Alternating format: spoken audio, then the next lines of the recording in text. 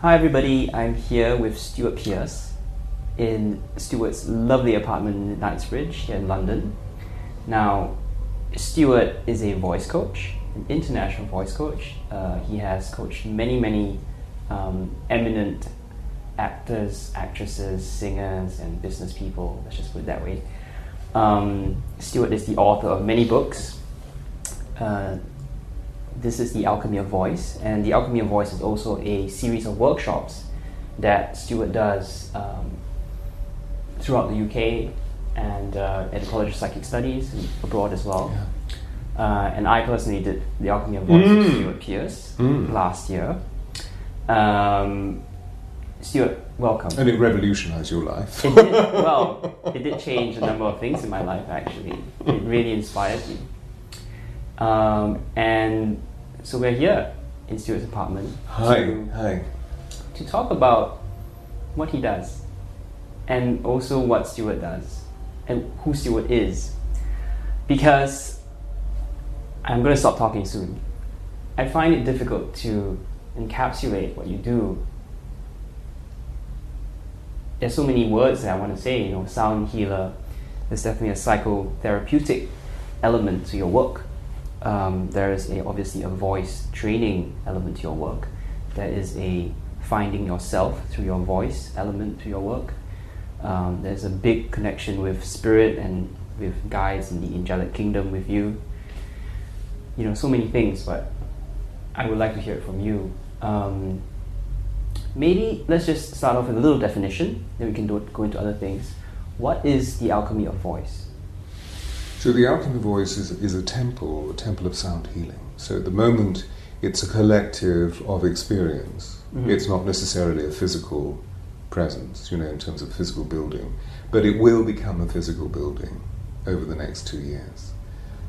So at the moment, I'm talking to people who can provide me with substantial capital to lease a building. It's a body of experience, and it's primarily to do with 12 pillars, which the angels refer to as being the crystal pillars, and they're very closely in association with the 12 crystal skulls, which I can talk a bit about if necessary. The pillars themselves are geometrically and astro-geographically in association with the great constellations that are 12, and the great angels of Atlantis that are 12. The reason 12 is important is because it's the universal resonance frequency that we're all moving into, so that as we ascend, we're moving into the possibility of a 12 helix DNA, so we're moving from a double helix into a 12 helix. However, so it's a temple of experience, and with 12 works or 12 workshops that comprise of these 12 pillars, it's a journey into the beginnings of what will be a mystery school that I'm being asked to create. Now, at the core of it, there are two very simple premises. The first one is that we each have a note, and when we sound that note, we resonate the very conviction of our truth, and therefore it is the song of our soul. The second pillar is that the majority of us don't sound that note, and so it's a question of finding mechanisms that are physical, emotional, mental and spiritual to really enter into understanding how to transmute, hence the alchemy of voice, how to transmute the negative into positive. So a very simple illustration of this is the way that we hear the energy, the vocal energy of the majority of people in the Western world. And although, interestingly, you're educated Western, you spring from the East, which is fascinating. Now, I speak thus because in the Western world there's a vibrational frequency which is just subtly different. Not better, but just different from the East. However, as I speak as a Western man and developing the Western mysteries, what I hear mostly in the Western world, wherever I am, is a vibration that goes a little bit like this. Because most of us have been educated and socialized and conditioned to live in our heads so that we become doing great doers. And we forget when we do this because it's actually all about control, because mostly we're not doing what we could be doing, we're not doing what they want us to do, so we have a conundrum over that doing. that as a result of that, we actually move away from the very essence of our being, which is our soul, which is all to do with our power. Okay, I'm going to stop doing this, because it seems a little bit weird me doing it, because I don't normally do it. But what I'm going to do is just to shift the whole of my energy, and it goes to a much richer, perhaps deeper, perhaps fuller. It's much more relaxing. I couldn't take much of that. Exactly. What's he on about? And yet it's the currency of the Western world, you know. I mean, me doing that was a bit hybrid, wasn't it? It was a bit... it seems strange me doing it because I don't normally do that. Yeah. It's just by way of illustration. But actually, if you take that vibrational frequency and you put it into the context of mass media communications, that's what you'll hear through news all the time. Yes. Fascinating. Yes. They're all just repeaters, aren't they? I mean, put a blanket statement on that, but people in the mass media are just looking at a teleprompter. It's just the words go out into the camera, don't they? Yeah. And you know, there was a wonderful story that I remember Oprah telling, that when she first began her career, she was a news broadcaster. But because she's an empath, a highly sensitive woman, she may not use her skills as an extraordinary woman that she is, as a professional empath, but the point is she is empathetic. Yep. And so she started to broadcast news such as, "Ladies and gentlemen, there has been the most terrible accident." And she was told, "Stop, stop, stop, stop!" It was the whole point of news broadcast, or the transmission of cerebral information, is that there mustn't be any of the personality involved. Wow. There mustn't be any emotional resonance involved. It is just the transmission of pure cerebral information. Right, be extremely detached. Yeah. Now, of course, the attendant issues with this, it creates a huge dilemma for us as soul-filled beings, those of us that are engaged in a spiritual initiation, to initiate ourselves into our souls, so that we live lives as spiritual beings on a human journey, not as human beings possibly engaging in, well, I have read all the right books about spirit, which is something I know you've experienced, but we've talked about it. I've certainly experienced it hugely over the last 30 years, because I would suggest that I've been consciously initiate for 30 years. I was awakened as a child because I saw the multidimensional universe as a child and spoke about what I saw, and soon learned to not talk about it because other people couldn't cater it, couldn't cater for it or tolerate it, particularly my father. When you say initiate, what exactly do you mean? I mean that we actually make a choice, because consciousness means choice, so that we choose to allow the divine light to bathe us with elixir, so that physically, emotionally, mentally and spiritually, everything that we do is about our divinity and about the divinity of other. Because what we're beginning to realize slowly is the fact that we're all interconnected. So even though other may anger us, even though other may irritate or frustrate us, or conversely, even though other may love us, the point is that whatever we see on the outside of us is a hologram of what's going on within. And so we need to take full responsibility for that, and I believe that's what we're doing. It's why we're hearing the great Gandhi proverb, "Be the change you want to see." Don't try and change that, try and change this. And there are many routes to it, aren't there? Yeah. And here I feel like we're guided to talk about what's happening now. So I think what's happening now is actually something more relevant and more germane to what's happening, me, you, and here in YouTube.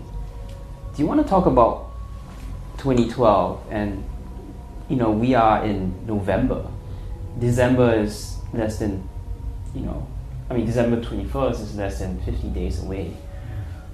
Do you want to say a few words on this shift? Well, it is remarkable, and I believe that our souls, incarnating through the very lives that they've been living, have been waiting for this for the last 26,000 years. And so it is a very remarkable portal.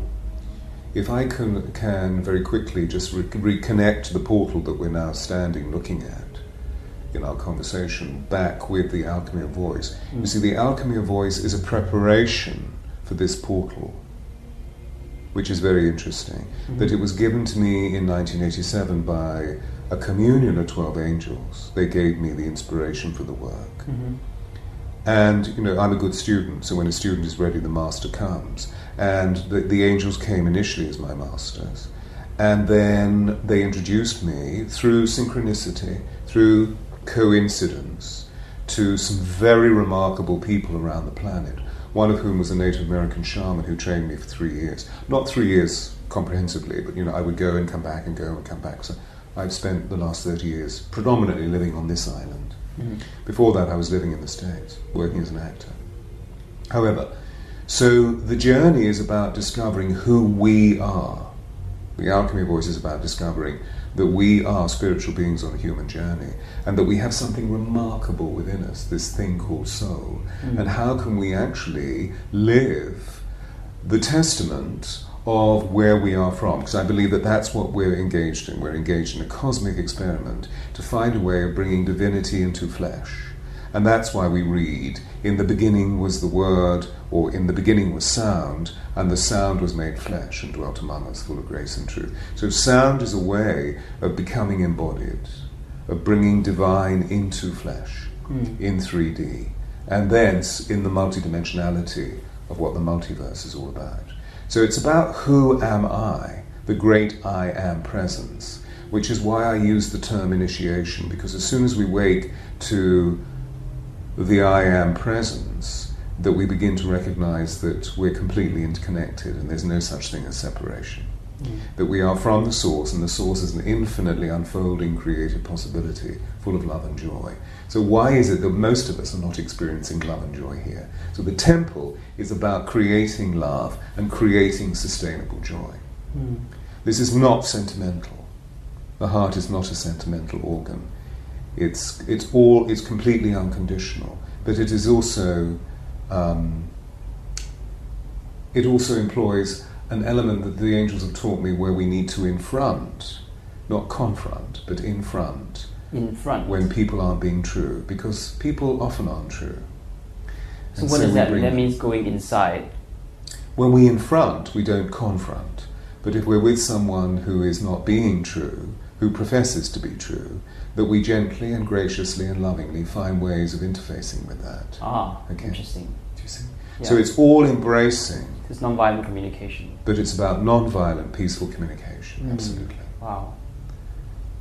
So at core, that's what it's all about. Now, what's remarkable is, going back to the nature of your second question, what's remarkable is that it brings us to this portal, which is so extraordinary, that here we are, that we waited for over 26,000 years, and specifically for over 2,500 years, to enter into this photonic belt, where all of the planets come into this unique alignment, so that, the way that I've been taught to see it is that all the planets line up, the 12 basic planets of the solar system line up.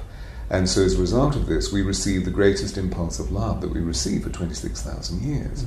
So of course, we're all of us, even if we're not conscious of it, are waking to the possibility of the fact that love and joy is actually all there is. So the portal is something, obviously symbolically, something that takes us from one place to another. So that's all you mean by a portal? Is that? Oh no, I believe it's physiological. I believe it's within the physiology, the geometry, the physical geometry of the galaxy. And because it's within the physical geometry of the galaxy, it's within the geometry of our form, because we've chosen this form, which is of matter, to allow light to come into, so that we can actually represent the nature of what it is to be palpably part of matter and palpably part of form, which I believe is why, although it was misdirected, why the thought police at the beginning of the 17th century introduced us to that idea, because in the whole of medievalism, part of my experience, as you know, was training actors in classicism.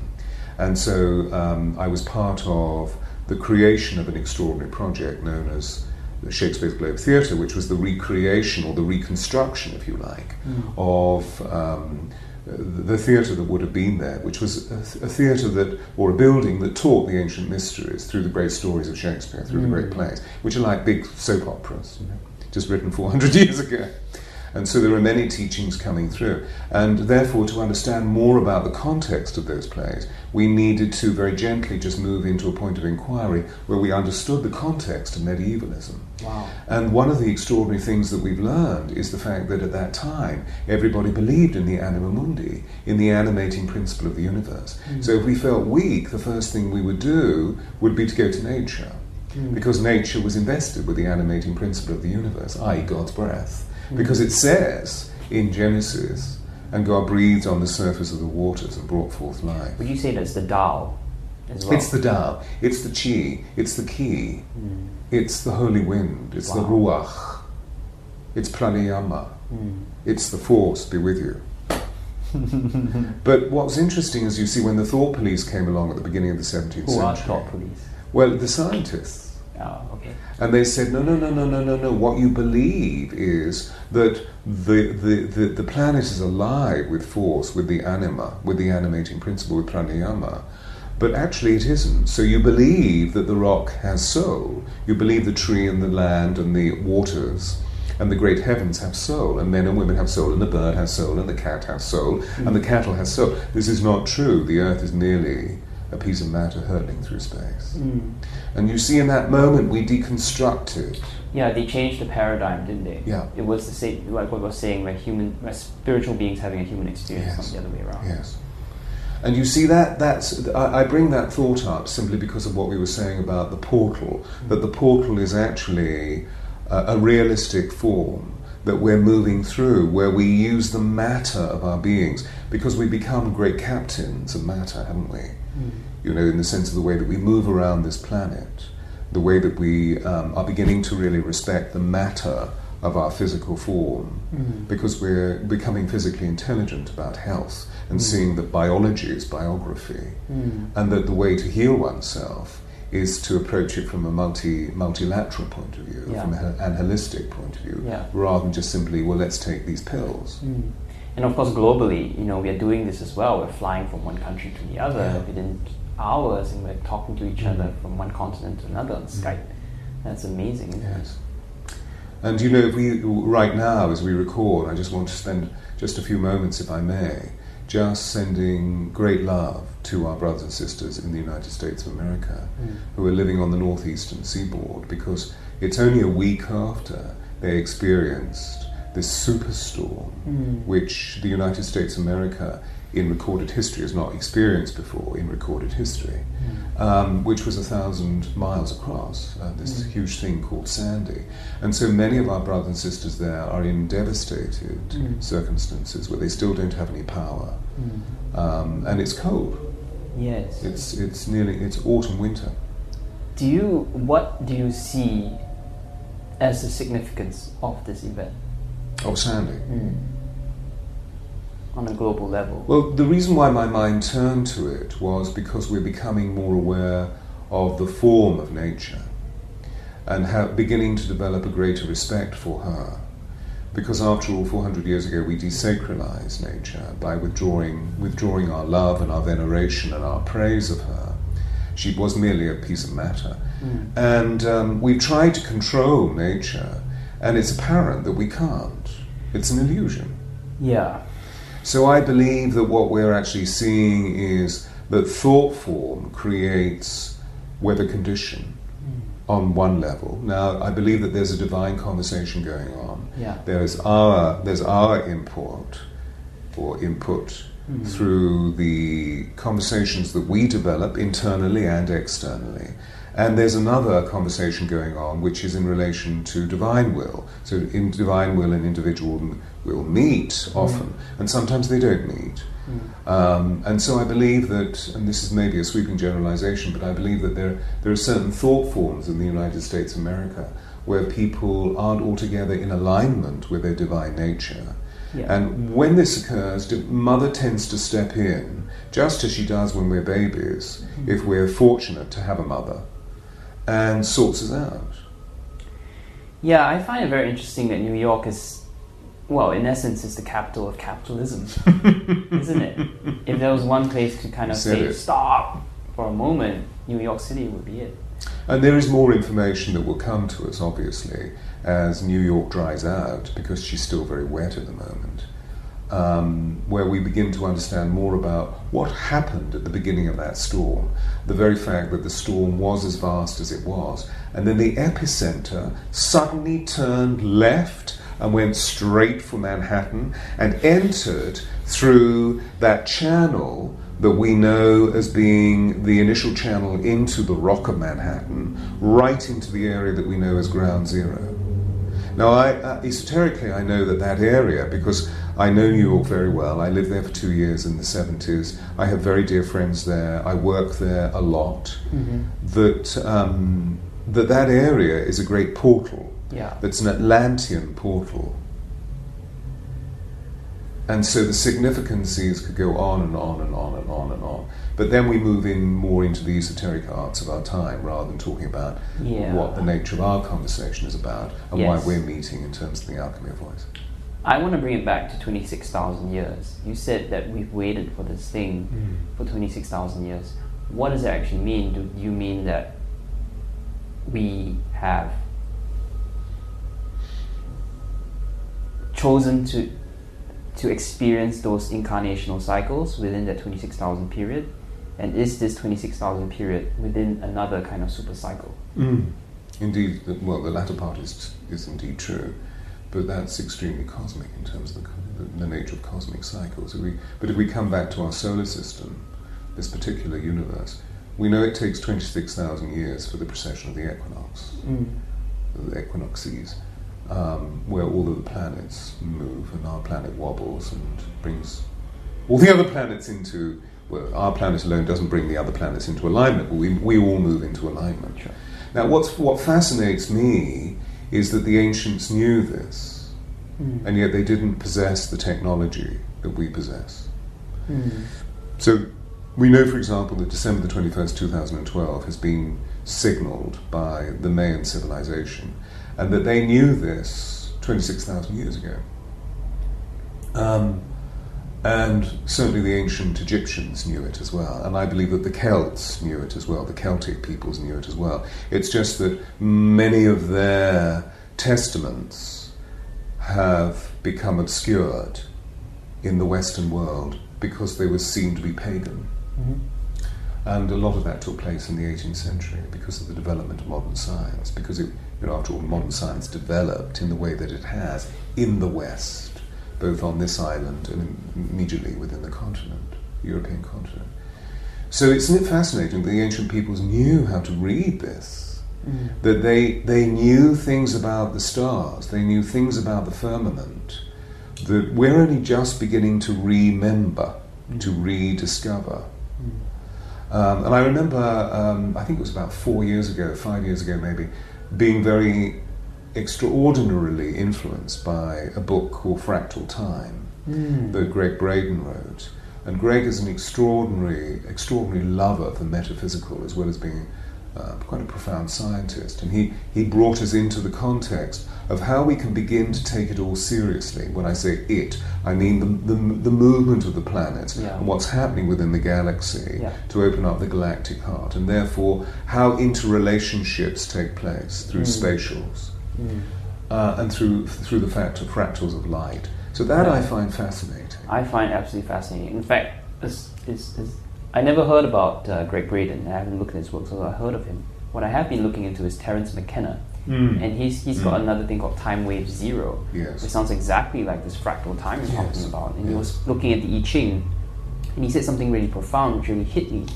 And he said the I Ching was the physics of time, in the way that we as man have looked at matter and see, okay, it's made of atoms and quarks and all these, the basic particles of space, but we have not looked at the basic particles of time. Yes. And Terence was saying that the I Ching, what the ancient Chinese had discovered, is these basic building blocks of what it means for one event to proceed, to go into another event, and then it plays out in a fractal way, as we're saying here. It's absolutely fascinating. And it's a huge mind field that we're discussing. But in this moment, I'm sort of conscious of the fact that I'm a sound merchant. Yes. And also bringing everybody's attention to angels. Okay. I love it, so subtle. And you see, within the form of what we're talking about, I feel there's an interlinking through what I'm about to say. That through the form of what we're talking about and the way that our minds become, because we're both very acquisitive, we become high on facts. Yeah, very acquisitive. That, again, well, what is the point of this experience? And the point of this experience is not necessarily that we can indulge in all these ideas, as wonderful as they are, but actually it's what do we do with those ideas? Do we really live those ideas? And this is where sound comes in, because we know that within the context of light and time, weight, space and time on this planet, within the context of the spatials of fractal time and the holographic universe, that sound is at the very core of it, and we're only just beginning to discover how powerful it is, even though our forebears have resonance of this.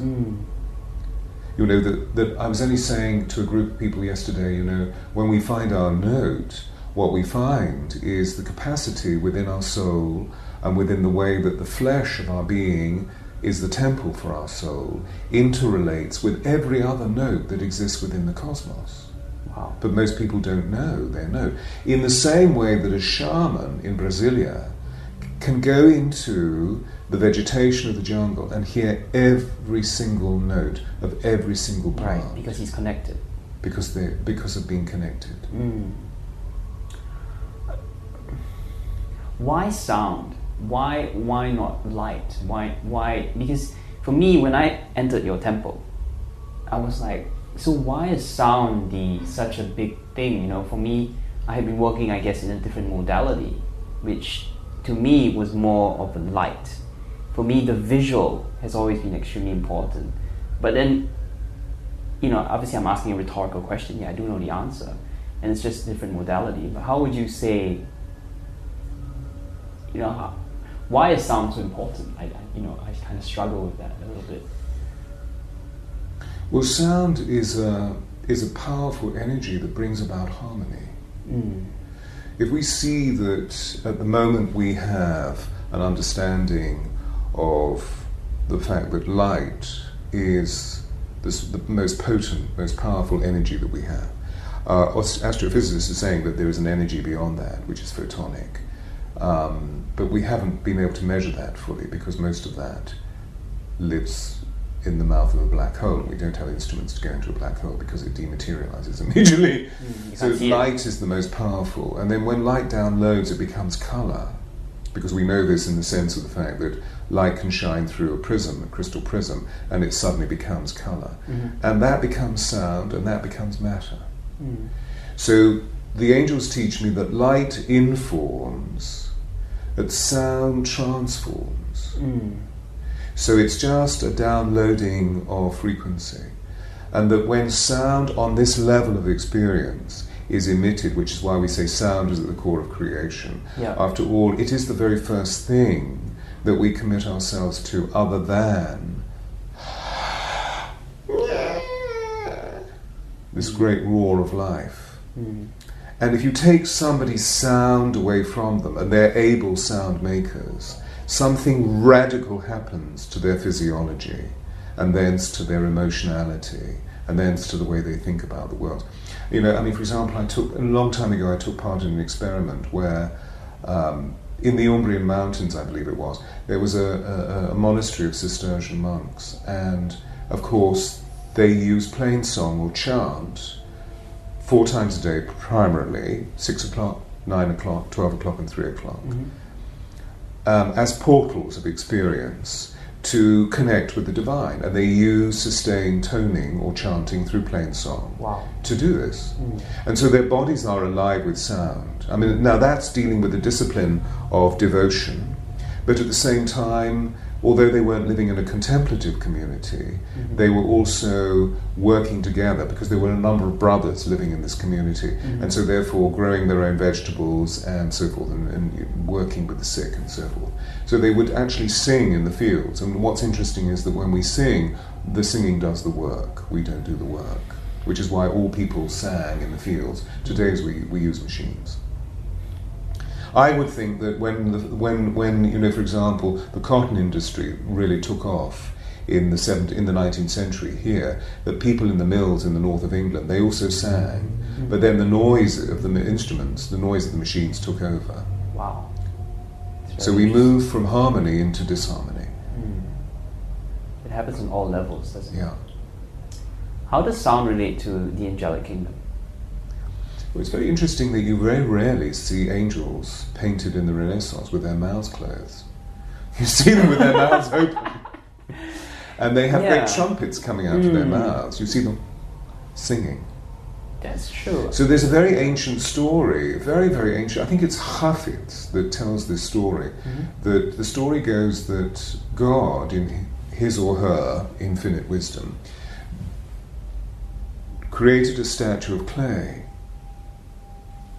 in his or her own image and asked the soul to enter the statue of clay. But the soul was completely free and refused to be captured within this statue of clay, because the soul experienced an inclusivity and omniscience which is, I believe, beyond our comprehension. We just know that there's a possibility of feeling it within the depth of our beings, because we believe in reincarnation. And so God, in his or her infinite wisdom, asked the angels to sing a seraphic song. And the soul was so enchanted that the soul said it would come into, the soul chose to come into the statue of clay. And so began. Enchanted. And so began Adam Cadman, so began original man. So there's something within the interrelationship between the angels in the early church, in the early Christian, and also within the early temples of Sufism and Kabbalah. It was referred to as doxa, which is to use sound to create praise. The sona is the sound, as we know in persona, which is the root of the word personality, which means per through sona sound. And this is why in all religions, in all spiritual traditions, in all indigenous tribes, there is belief that all of this came into existence through sound. So angels are about love. They come for the sake of love. They love for the sake of love. We human beings tend to love for the sake of being loved. I just banged my microphone, so I hope it didn't make too much noise. And angels come to provide us with that interconnectivity. Now, of course, therefore, they would use sound because it's transformative. Yeah, I made a big link in your workshop when you're talking about persona, this thing. And I think I went away and I reflected on that. You know, how do we perceive someone's personality? Thank you. Yeah, I do that occasionally. And very often, our images of somebody is their voice and what they say, isn't it? It's not really what she writes. Writing is information. I mean, you can't do it in a heartfelt way, but very often it's the sound of somebody's voice, not how he looks, but how, there's something very, even if you say a few words, there's something very rich in that vibrational texture, isn't it? It's interesting, isn't it? It is very interesting. I'm just reminded of a quote that I put at the beginning of one of these chapters. Longfellow, the great American poet, said, "The soul reveals itself through the voice."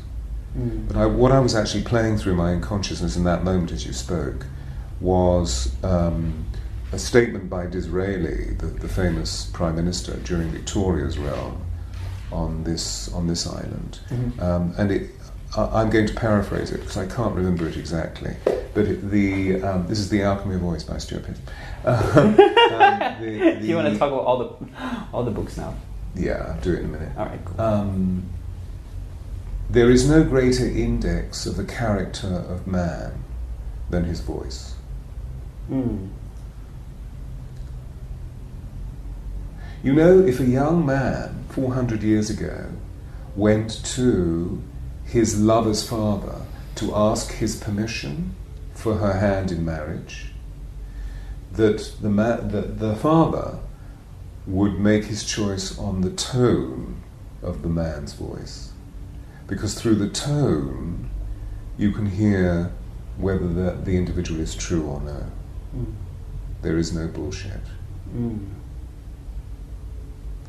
It's interesting applying that to the way that we may listen to Barack Obama, I call him Obama, or Mr. Romney speaking today. Let's not go there. You see, the interesting thing is that when we're all beguiled by this, that we actually are so fascinated by the intellect that we forget about whether that man is pulsing and breathing, if that being, if that man, that woman is really living within their bodies. Do you think there's something psychic going on there? Is there a psychic information feed with the resonance of that voice? Yes. So is that clairaudience? It's clairaudience. It's a radar that I believe that we all use, depending on how open our perceptual channels are. Do you see? Yes, I was going to say that as well. Some people don't get it at all because they just close down to this higher, the clairs, right? Yes. What is beyond that sense of just physical touch, physical sound. I started bringing the work out, although the angel spoke to me in 1987, I started bringing the work out at the beginning of this century, the 21st century. So I suppose I started doing workshops about the alchemy of voice in the late 90s and introduced the actors that I was working with to the work, and they were slightly bemused by it. What I found interesting is that when I brought out the book, The Alchemy of Voice, which was published by a very illustrious publisher, who were much more interested in the famous people that I'd worked with, Margaret Thatcher and Princess Diana and sort of thing. That when I brought out the book, wherever I went, difficulties occurred in the delivery of the books. So I would turn up to speak to 100 people, 500 people, and the delivery of the books that were supposed to be there so that when I'd given the talk, people would like to buy books, which they do very generously, there would be no books there. Or that when I arrived, that the sound system for microphones would be malfunctional. It was very extraordinary. Every single event that I did, there was a malfunction in relation to the sound. So I saw that as being the fact that it didn't blunt the dint of my purpose. I still kept going, as you see. But actually, I saw it as being that there is a force that knows about the bounty and the beauty and the power of sound, that was trying to stop the emergence of this, because it provides us, if, going back to the initial part of this questioning, that if light and colour and sound are the building blocks of creation, we're dealing with something very, very, very powerful. The Atlanteans knew this, do you see? And my belief is that at the end times, which is something like 15,000 years ago, during the cataclysm that sent Atlantis to the ocean floor, that the priests, scientists, knew the power of sound because the sound had been used disharmonically to create part of the cataclysm, just as sound was used by the great Egyptians to build those immense temples. Yes, I believe that are the pyramids. They're not tombs, they're temples. And that I spend a lot of time in Egypt, and I'm always fascinated by going into the tombs in the Valley of the Kings, and they're always so dark.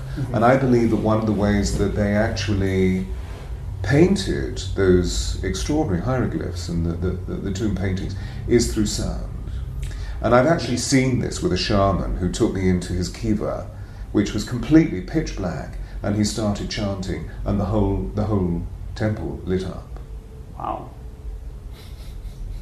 So the power of sound, I believe that the Atlanteans knew, and so they put a spell on the sound field, the great sound field of creation. Right at the very core of it, from a paradoxic point of view, is complete stillness, is complete silence, the divine feminine. You see, the divine feminine doesn't need to do a thing, she just is. It's the male that needs to do, the male that brings about the action. Now we know on this level of currency, these dimensions, there is male and female, that nothing is singular, everything is plural. Mm-hmm. So we have an interplay of contrasts. That's bewildering for soul. However, if the ancient Atlantean priests put a spell on us all, so to speak, because they knew that sound could be used cataclysmically, what's happening is that there is a tear in the noise field, because the spell was noise. It was Babel, do you see? That's where the Tower of Babel came, because we all spoke one language, which was the language of the heart, which was a vibrational language, and possibly not like this at all, possibly no consonants. Wow. Pure vowels. That's mind-blowing. And then in Babel, the story goes that we defied God. And God, being the everlasting presence of love, said, okay, children, go off and do what you need to do. Do you think that's more of a myth than not an actual happening? What I've just described, was it a myth? I believe it actually happened. But maybe not quite in the context that I've just described. Yeah. It makes sense to me deep down inside, having lived with sound consciously for 50 years. And that was largely to do with the fact that I saw sound as a child. I couldn't read before the age of 15, which was bewildering because... were you dyslexic? I was synesthetic. I saw sound. So I couldn't read it. I kept seeing the energy of it. So I would travel on the currency, on the currents of sound, because it was light. Yeah. Maybe let's bring it to something practical. And I would actually like to go to your cards. I think that's a good way to access, the kind of angelic energy which you, in a way, are presenting to the world. And I have a set of your cards. And how would we utilize, and obviously the cards are just pieces of paper, but what do they represent and how can we utilize But they're them? magical pieces of paper. All right. How do we use the oracle? The oracle comes, and it's called an oracle rather than a tarot or tarot.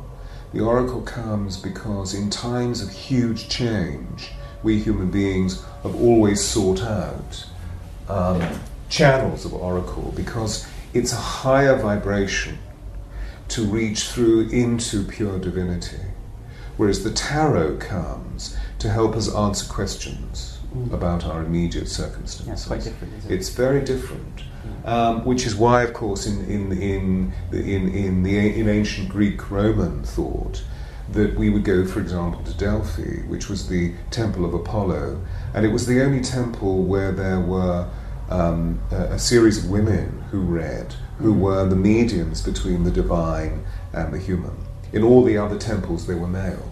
It's very interesting. It was female. This is the derivation of the word pithy, to be pithy, which is to get to the heart of something. That the animal medicine that protected the temple of Apollo was a python, the snake. It's interesting, like the snake in the Garden of Eden. And the snake gave its name, the python, gave its name to Pythia, who was the medium, who was the oracular channel. So to be pithy is to get to the very heart of it. Yeah. So there's a little bit of historic context, and the angels wanted us to realize that this was an instrument that was used during the heyday of Atlantis to help connect. If human was in conundrum, even though that they were of a very high much higher vibration than we are today, that if there was a conundrum, there was a way of being able to once more reconnect with divine by using the oracle and receive a divine transmission in earthly form. So that's why the angels brought me this oracle, the Angels of Atlantis oracle, which I brought out very happily, I have to say, very gleefully, at the beginning of last year. So we were going to choose a card for this conversation, weren't we? Yeah. See what comes up. Exciting. what's extraordinary is that this has captured the imagination of millions of people around the world, so it's been translated into major languages, and it's won 4 major awards and so forth. So it's given my publisher and I great courage to develop another What are you doing a new deck? which comes out at the beginning of next year. Cool. Where the angels have given me their hearts. So it's actually the angels have given me their hearts, because at the core of this is the fact that our note tumbles out of our heart, and the heart is the seat of the soul, and our note is the song of our soul. So they give me their hearts. Very exciting. Amazing. And they've given that. People say, "Well, what do you mean they're giving it like a lump of heart?" I've learned with you never to take any. I kind of go into the right brain and dance a little bit with the language. Oh, that's beautiful. That's beautiful. That one wants to to come dance. I know. And guess who it is? It's Michael Enchantment. Oh. So, okay. The hearts are in forms of sigils or glyphs, so they're geometric forms. They're very beautiful. Okay, so this is to practicalize the instrumentation of the angels. Let's just have a look at one of these cards. And if you'd like to blow on the card, so your spirit is within the card. And God breathed on the surface of the waters and brought forth life. And God breathed into the nostrils of man, and man became a living soul. And then if you use your heart hand, your left hand, and just choose one.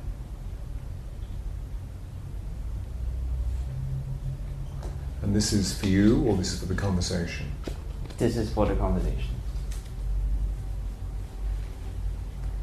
And it says friendship. Oh, isn't that fantastic? That's beautiful. And it's Uriel, isn't it? Uriel, friendship. I'll put a bigger picture on the video. That's wonderful. And Uriel brings us extraordinary companionship.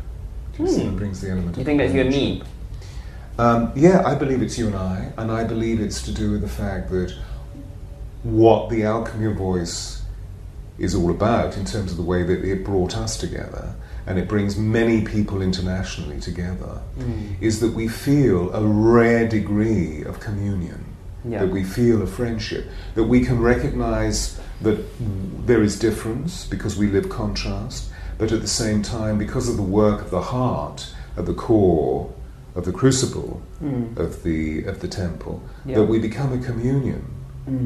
And I see it time and time again where people come back to do the Alchemy of Voice who have done it before, and the reason why they come back is because the joy of coming back is just so amazing. So friendship, Well, I'm just thinking there are really 2 ways to see the world. Everybody as your friend, or everybody as not. And one is really spiritual, and the other is a material way of looking at things. Yes. Yeah. How much time have we? What time is it now, actually? It's 3:15. So do you want to check? No, we can finish off here. Any kind of, there are your other books. Do you want to talk briefly about your other work? Because obviously we don't have that kind of time to talk about everything that you do. No. Because you're just so expansive. So, Ken very kindly referred earlier to the first book that emerged in 2005 and then was reprinted by my wonderful publisher, fintornpress.com. And this is called The Alchemy of Voice. Transform and enrich your life through the power of your voice. The interesting thing about the Alchemy of Voice, as I was saying earlier, is that right at the very heart of it is the notion that we each have a note, which is our signature note, the song of our soul. And this arises out of our hearts. So the second book that I wrote is called The Heart's Note, which is sounding love in your life from the heart's secret chamber, which is based on many derivatives to do with heart math, to do with emotional intelligence, to do with the fact that the great Mayan and the great Aztec and the great Kogi people in South America are coming forward and revealing that at the very core of their culture is their heart. And that they believe that the heart is a secret chamber, which they call the Shante Ishtar, the single eye of the heart, through which they communicate all of their purpose. So there are many references within the Heart's Note that draws together the 5 major religions. There was something about the anahata, or the unstruck note. What is that? Well, the heart chakra is in Sanskrit known as the anahata. And yes, I remember my Swami that I worked with for a number of years said to me when I wrote the book in 2005 that he took the book and said, "It's very good." And I said, thank you, Swamiji. And he said, your book is about the heart. It's about anahata. I'm going to do that. And I said, yeah, thank you. Yes, it is. And he said, you know what it means? And of course, in the face of the divine, I know nothing. So he said to me, it means the unstruck note. And that what you're doing is striking the note, possibly for the first time in the conscious evolution of the human species, whatever. So that's what that's all about. And then the third book is actually an analogue all about the angels of Atlantis, that is a companion to the oracle. And the same thing will happen at the beginning of next year, meaning that the second oracle will come out, which is called the Angel Heart Sigils Oracle, which is absolutely beautiful. I'm working with the most amazing illustrator who is able to create all that I see in my head, all that the angels are showing me.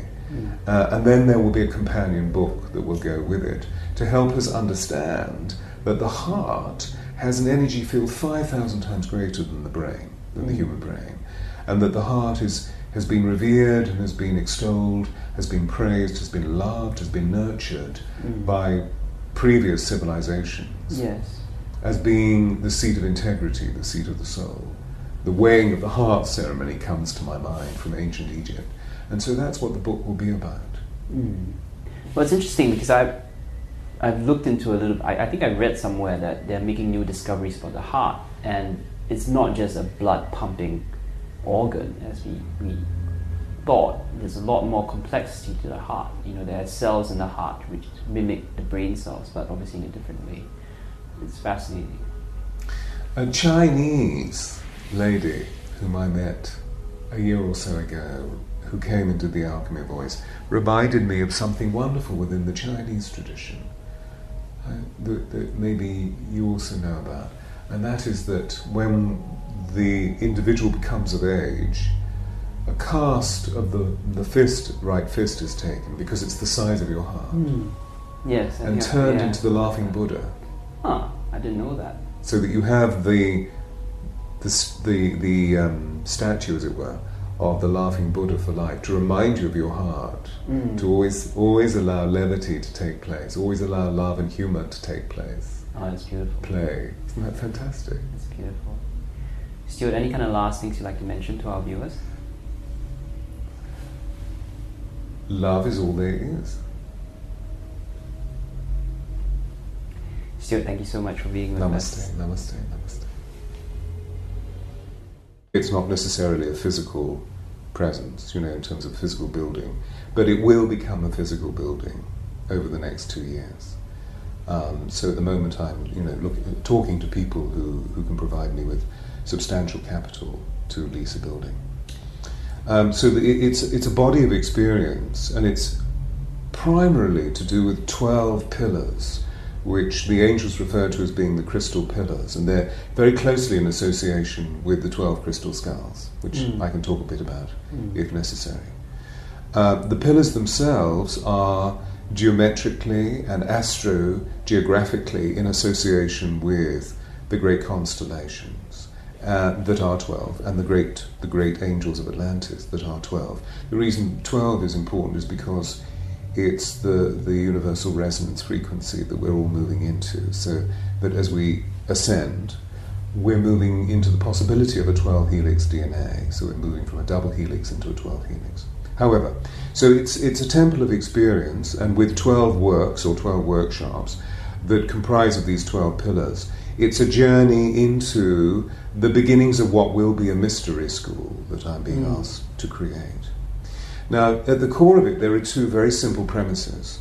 The first one is that we each have a note, and when we sound that note, we resonate the very conviction of our truth, and therefore it is the song of our soul.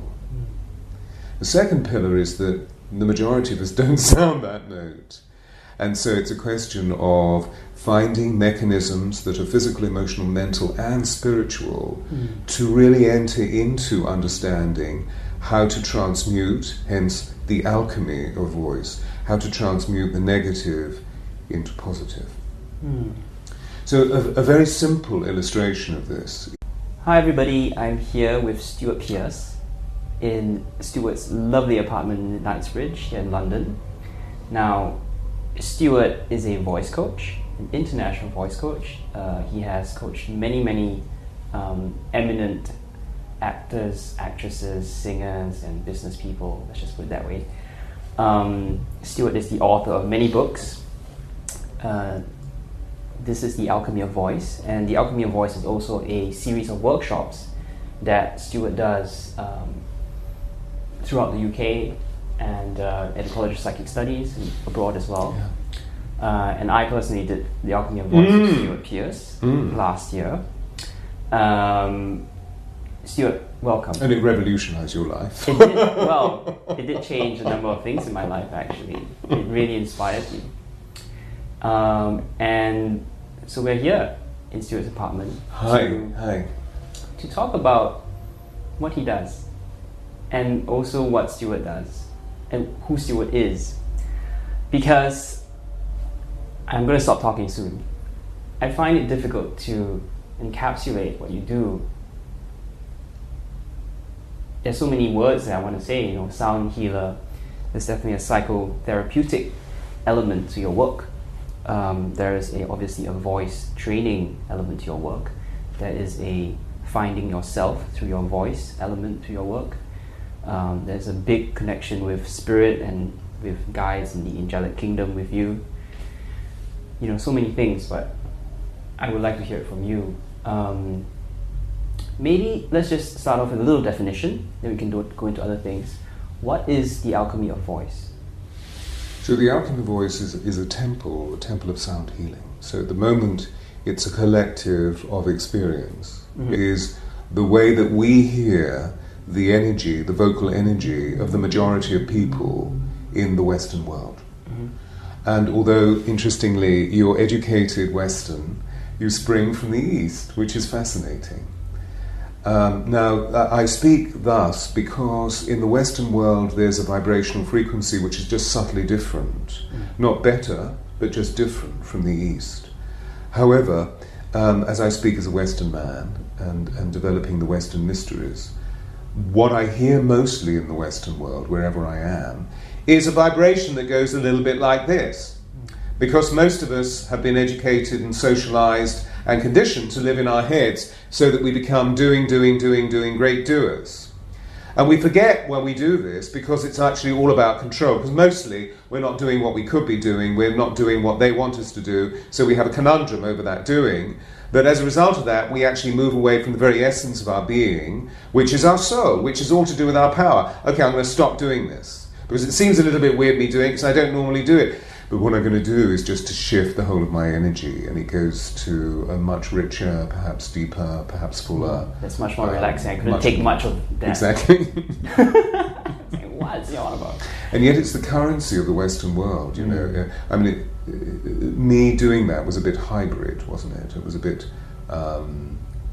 it seems strange me doing it because I don't normally do that. Yeah. It's just by way of illustration. But actually, if you take that vibrational frequency and you put it into the context of mass media communications, that's what you'll hear through news all the time. Yes. Fascinating. Yes. They're all just repeaters, aren't they? I mean, put a blanket statement on that, but people in the mass media are just looking at the teleprompter. It's just the words go out into the camera, don't they? Yeah. And there was a wonderful story that I remember Oprah telling, that when she first began her career, she was a news broadcaster. But because she's an empath, a highly sensitive woman, she may not use her skills as an extraordinary woman that she is, as a professional empath, but the point is she is empathetic. Yep. And so she started to broadcast news such as, "Ladies and gentlemen, there has been the most terrible accident. And she was told, stop, stop, stop, stop. Was the whole point of news broadcast or the transmission of cerebral information, is that there mustn't be any of the personality involved. Wow. There mustn't be any emotional resonance Gosh. involved. It is just the transmission of pure cerebral information. Right, be extremely detached. Yeah. Now, of course, the attendant issues with this, it creates a huge dilemma for us as soul-filled beings, those of us that are engaged in a spiritual initiation, to initiate ourselves into our souls, so that we live lives as spiritual beings on a human journey, not as human beings possibly engaging in, well, I have read all the right books about spirit, which is something I know you've experienced, but we've talked about it. I've certainly experienced it hugely over the last 30 years, because I would suggest that I've been consciously initiate for 30 years. I was awakened as a child because I saw the multidimensional universe as a child and spoke about what I saw, and soon learned to not talk about it because other people couldn't cater it, couldn't cater for it or tolerate it, particularly my father. When you say initiate, what exactly do you mean? I mean that we actually make a choice, because consciousness means choice, so that we choose to allow the divine light to bathe us with elixir, so that physically, emotionally, mentally and spiritually, everything that we do is about our divinity and about the divinity of other. Because what we're beginning to realize slowly is the fact that we're all interconnected. So even though other may anger us, even though other may irritate or frustrate us, or conversely, even though other may love us, the point is that whatever we see on the outside of us is a hologram of what's going on within. And so we need to take full responsibility for that, and I believe that's what we're doing. It's why we're hearing the great Gandhi proverb, be the change you want to see. Don't try and change that, try and change this. And there are many routes to it, aren't there? Yeah. And here I feel like we're guided to talk about what's happening now. So I think what's happening now is actually something more relevant and more germane to what's happening, me, you, and here in YouTube. Do you want to talk about 2012? And we are in November. December is less than, December 21st is less than 50 days away. Do you want to say a few words on this shift? Well, it is remarkable, and I believe that our souls, incarnating through the very lives that they've been living, have been waiting for this for the last 26,000 years. And so it is a very remarkable portal. If I can very quickly just reconnect the portal that we're now standing looking at in our conversation back with the Alchemy of Voice. You see, the Alchemy of Voice is a preparation for this portal, which is very interesting. That it was given to me in 1987 by a communion of 12 angels. They gave me the inspiration for the work. And, I'm a good student, so when a student is ready, the